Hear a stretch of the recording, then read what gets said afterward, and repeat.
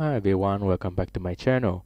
Today I will show you how to use the new Messenger's note features.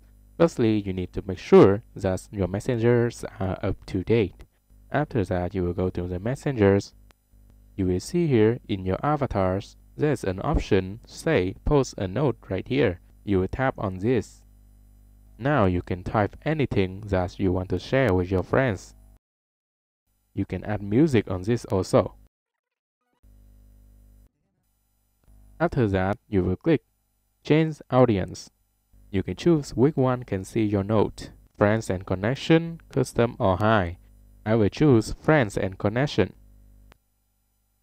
Okay, after that, you simply click Share.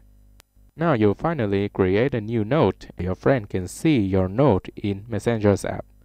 Okay, I hope you will like my videos and please give me a subscribe and drop a comment below what topic should I do next. Thanks for watching.